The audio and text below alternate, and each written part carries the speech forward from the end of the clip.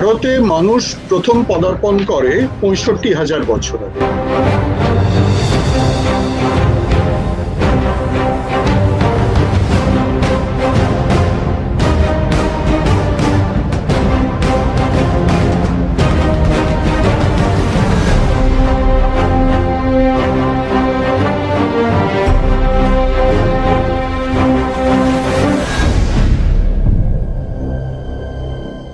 জীব সৃষ্টি নিয়ে নানা ধরনের কাহিনী আছে।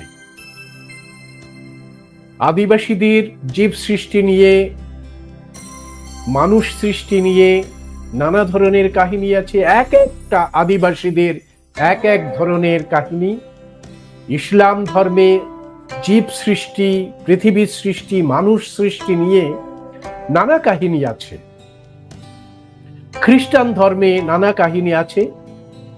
ভারতের যারা ব্রাহ্মণ তারাও একটা সৃষ্টি তত্ত্বের কথা তাদের গ্রন্থগুলোতে বলেছেন।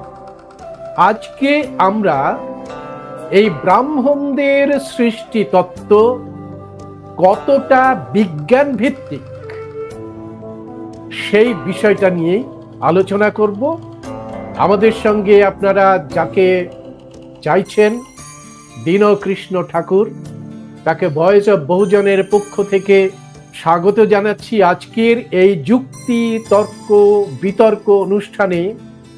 ব্রাহ্মণের সৃষ্টিতত্ত্ব কতটা বিজ্ঞান ভিত্তিক আমি দীনকৃষ্ণ ঠাকুরের কাছে জানতে চাইব, যে তিনি সৃষ্টিতত্ত্ব নিয়ে নানা সময় নানা আসরে ব্রাহ্মণ, বিশেষ করে ব্রাহ্মণদের সৃষ্টিতত্ত্ব নিয়ে নানা কথা বলেন।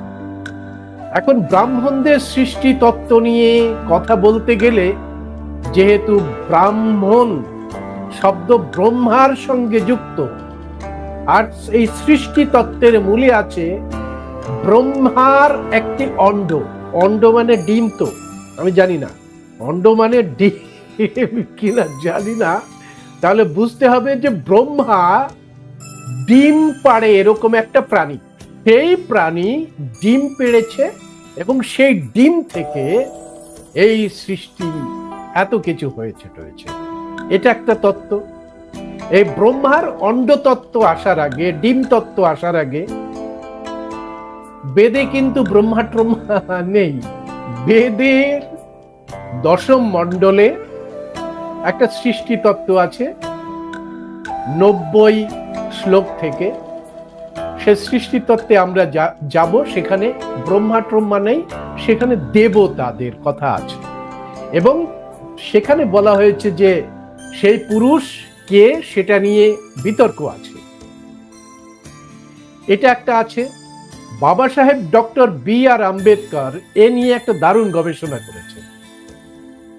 তিনি বলছেন, যদি বেদ অভ্রান্ত হয় তাহলে বেদের তত্ত্ব মানল না কেন ব্রাহ্মণরা? মনু একটা ধরনের তত্ত্ব দিচ্ছে, বেদের তত্ত্ব বলছে পুরুষ থেকে, মনু বলছে না ব্রহ্মার অণ্ড থেকে।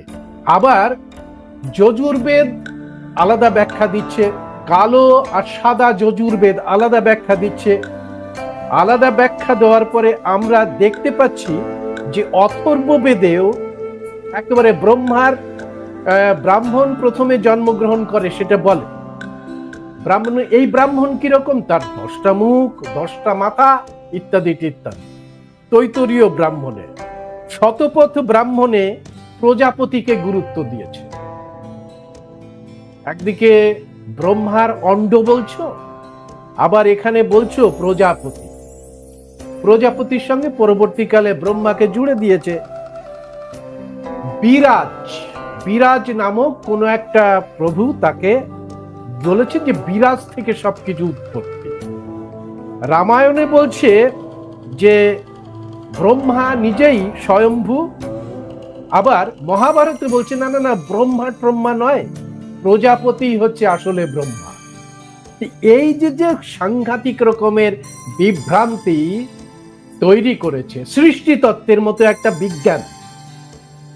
সৃষ্টি তত্ত্ব নিয়ে আধুনিক গবেষণা আছে, বিজ্ঞানের গবেষণা আছে। তো সৃষ্টি তত্ত্ব নিয়ে ব্রাহ্মণ যে ব্যাখ্যাটা দিয়েছে সেই ব্যাখ্যার মধ্যে এতগুলো বিভ্রান্তি, আমরা কোনটা বিশ্বাস করব? দীনকৃষ্ণ ঠাকুর কোনটা বিশ্বাস করব? ব্রহ্মার অণ্ডতত্ত্ব বিশ্বাস করব, না পুরুষ তত্ত্ব বিশ্বাস করব, না প্রজাপতির তত্ত্ব বিশ্বাস করব, না বিরাজ তত্ত্ব বিশ্বাস করব? তার একটা তত্ত্ব আছে, আর একটা তত্ত্ব হচ্ছে বিশ্বকর্মা তত্ত্ব আছে, আবার আর একটা তত্ত্ব রয়েছে ঈশ্বর হচ্ছেন সবকিছু তৈরি করেছেন, তার আদেশ ছাড়া গাছের পাতাও নড়ে না। হ্যাঁ, তো তিনি সর্বভূতে রয়েছেন কারণ তিনি সবকিছু তৈরি করেছেন। তা ব্রহ্মা না ঈশ্বর, না বিশ্বকর্মা, না প্রজাপতি, না বিরাজ, না পুরুষ, কে সৃষ্টি তত্ত্বের মূলে রয়েছে? দীনকৃষ্ণ ঠাকুর। এই প্রশ্নের মধ্যে যদি আমি ঢুকি তো এর ভিতরে কল্পনা ছাড়া, ভাবাবেগ ছাড়া, গালগপ্প ছাড়া, গাঁজাখুরি ছাড়া আর কিছু নেই। আমাদের মানুষের, আমাদের সমাজকে যারা আজকের একটা বর্ণকে মাথার উপরে করে রেখে বড় ভাবছে যে এরাই বড়, আর চমৎকার দেখুন নিজেকে ছোট ভাবছে যে আমরা ছোট, এরা কখনো হিস্টোরিক্যাল এভিডেন্স, ঐতিহাসিক প্রমাণ, ইংরেজরা চাইলেন আমাদের দেশ থেকে প্রমাণ চাইলেন যে আমরা ইতিহাস লিখব, ভারতবর্ষের ইতিহাস, আমাদেরকে প্রমাণ দাও। ঠিক সেই সময় আমাদের দেশের যারা এই বর্তমানে আমরা উচ্চবর্ণ বলছি, এই উচ্চবর্ণীয় সমাজের কি বেশ কিছু মানুষ এরা ধর্মগ্রন্থ তুলে দিল যে এই ইতিহাস, কিন্তু ইংরেজরা বললো এগুলো ইতিহাস না,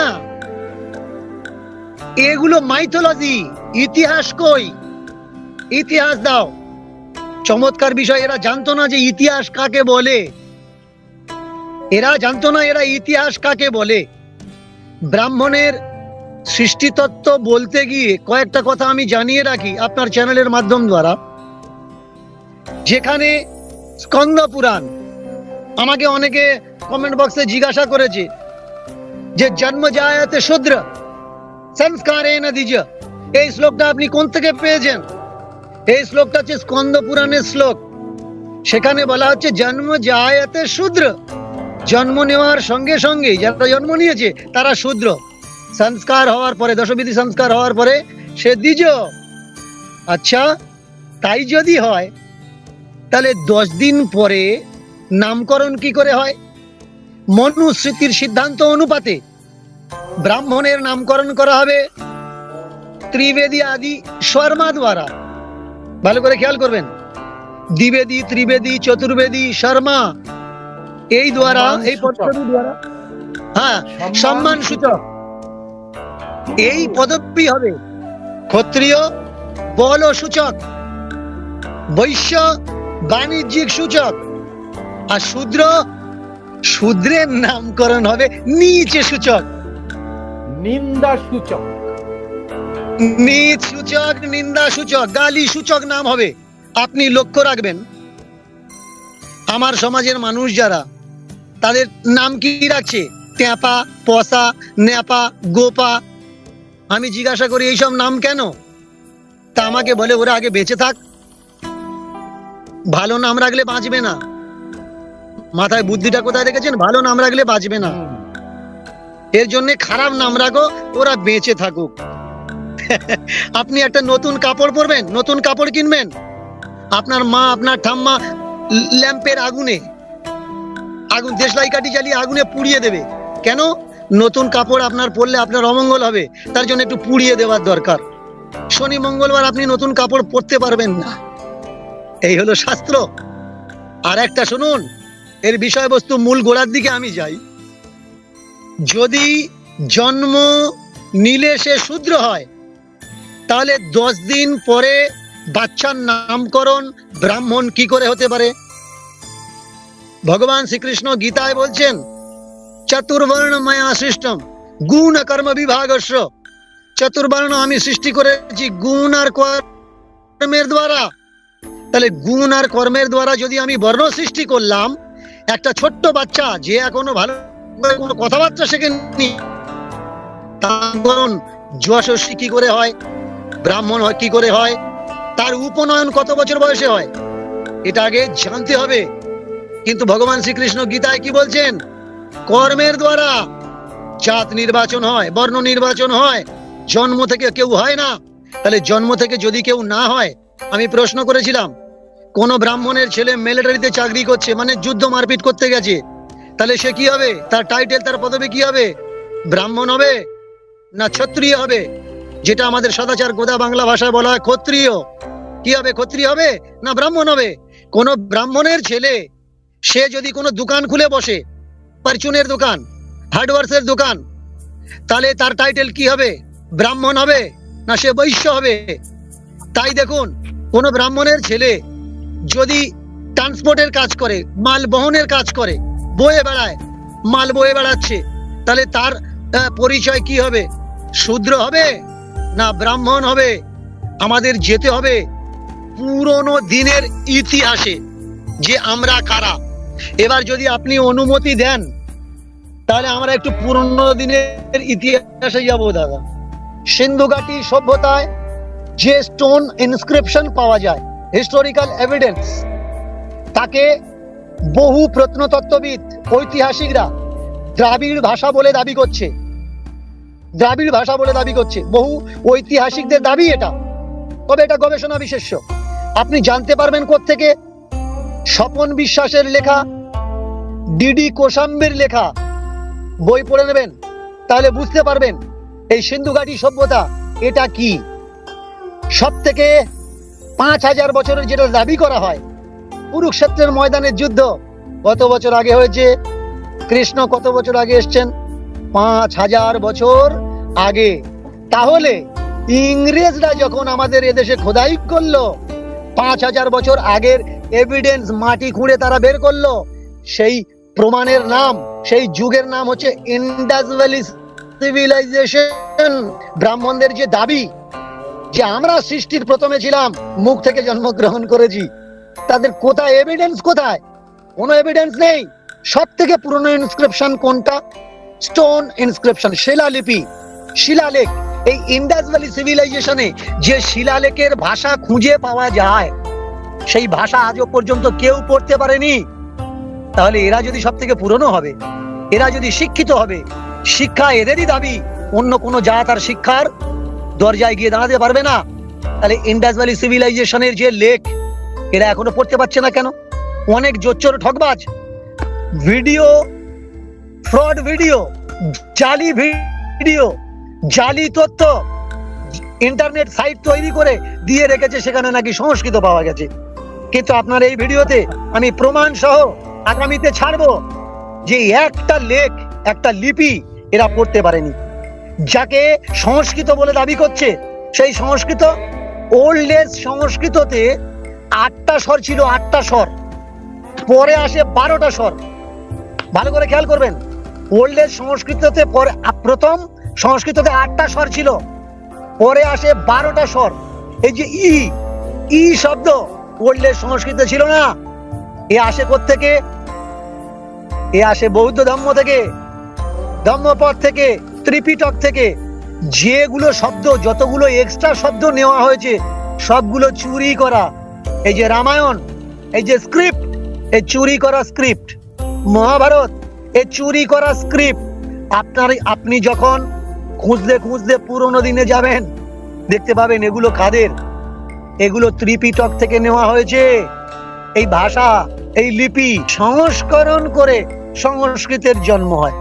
সংস্কৃতের জন্ম হয়েছে 8वीं শতাব্দীর পরে, 7वीं থেকে 8वीं শতাব্দীর পরে সংস্কৃতের জন্ম হয়েছে। আর এরা দাবি করছে সত্যযুগ থেকে সংস্কৃতের জন্ম হয়েছে।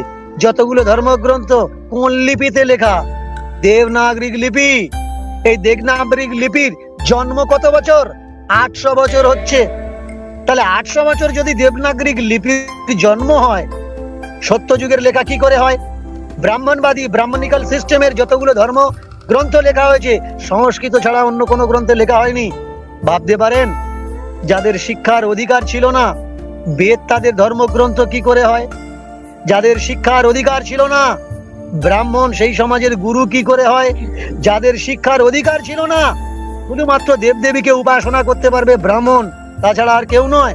তাহলে সেই ব্রাহ্মণরা যারা দেবদেবীদের উপাসনা করবে, প্রসেস পদ্ধতি বুঝিয়ে দেবে, তাহলে ও তো ব্রাহ্মণদের দেবদেবী, আমাদের দেবদেবী নয় ভাই। তোমার দেবতা, তোমার দেবী। তুমি দেবী ঘটে জল দিতে পারবে না। মঙ্গলবার দিন আসবে, বৃহস্পতিবার দিন আসবে কোনো ব্রাহ্মণ, সে এসে জল দেবে, কিন্তু ঠাকুর ঘরটা তোমার, তুমি ঘট ছুঁতে পারবে না। তাহলে এই দেবদেবীগুলো কাদের? এই ইন্ডাস ভ্যালি সিভিলাইজেশন, এনসিয়েন্ট সভ্যতা কত দূর পর্যন্ত ছড়িয়েছিল? বর্তমানে ইউপি, রাজস্থান, গুজরাট, দিল্লি, পাকিস্তান, মিরাট, সিনলি, পাঞ্জাব এ পর্যন্ত ইন্ডাস ভ্যালি সিভিলাইজেশন ছড়িয়েছিল।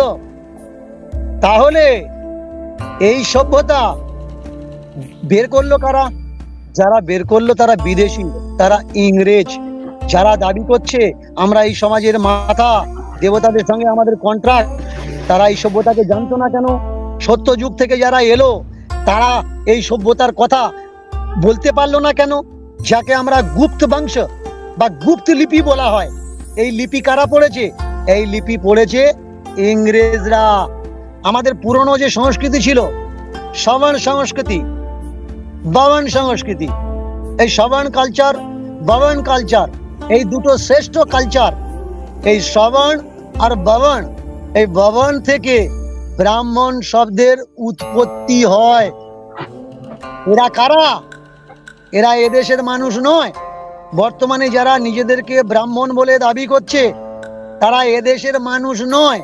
এটা আমার মুখের কথা নয়, এটা ইতিহাসকারদের কথা, এটা স্কলারদের কথা, এটা যারা ভারতবর্ষে বিদেশ থেকে পড়াশুনো করতে এসছে তাদের কথা।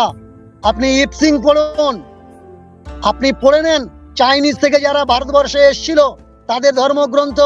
এর আগে আমি অনেক এভিডেন্স তুলে দিয়েছি, অনেক রেফারেন্স তুলে দিয়েছি। দুঃখ লাগে এই জায়গায়, কষ্ট এই জায়গায়, কি এরা কেউ পড়ে না?